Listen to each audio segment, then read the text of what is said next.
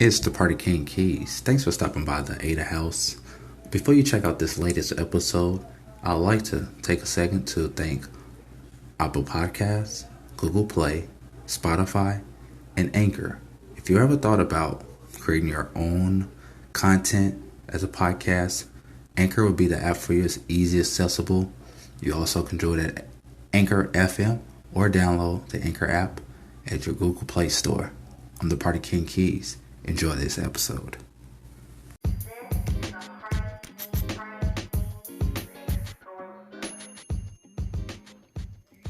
My thinking is so superior, and my knowledge is so positive, and my logic is so wise until it clashes with their mentality, which is down here and I'm up there.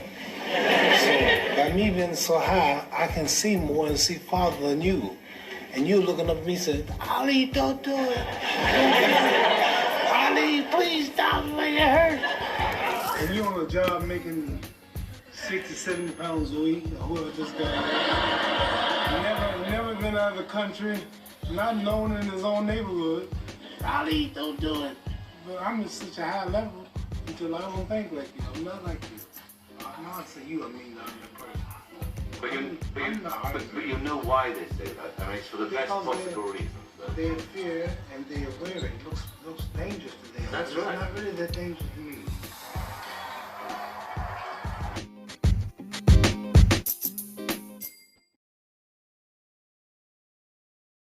This is a PartyKing Keyz exclusive. The Honorable Cassius Clay, known to the world as Muhammad Ali, one of the greatest fighters of all time, the People's Champ, the greatest, the Louisville Lip. Mr. Muhammad Ali was an American professional boxer, activist, entertainer, philanthropist. He is widely regarded as one of the most significant and celebrated figures of the 20th century and as of one of the greatest boxers of all time. Muhammad Ali was born and raised in Louisville, Kentucky. Born January 17, 1942, Louisville, Kentucky, and passed June 3rd, 2016 in Scottsdale, Arizona. Rest in peace to Mr. Muhammad Ali. He's buried in the Calf Hill Cemetery, Louisville, Kentucky monument. Also, if you're in Los Angeles, you can visit the Muhammad Ali Center and Muhammad Ali Memorial, located in Los Angeles.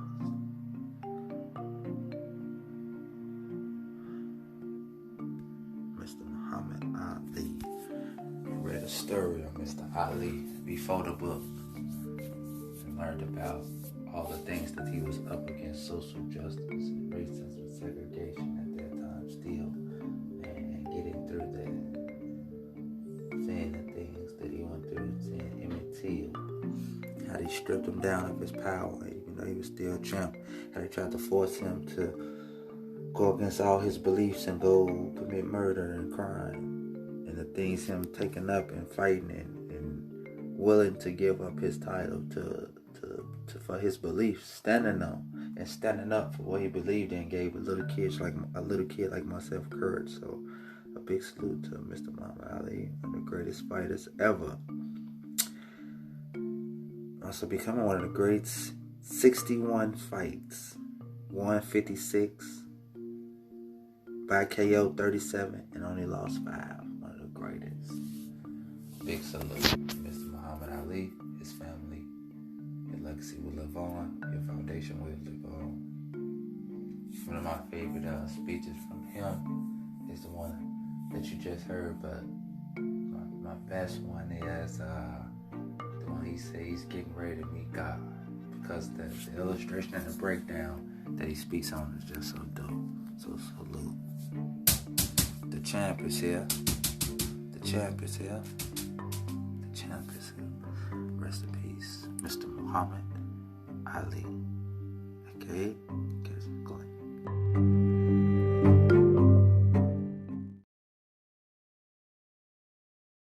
This is a PartyKing like to know what you're going to do when you retire from boxing. When I retire from boxing, I really don't know. I want to say something right here. This might make you all think. Get ready to meet God. Owning real estate, going in business, teaching boxers, that won't get me to heaven. How many here believe there's a supreme being, believe there's a God? How many believe there's some power that made the sun, the moon, the stars? How many believe that this stuff didn't just come out here?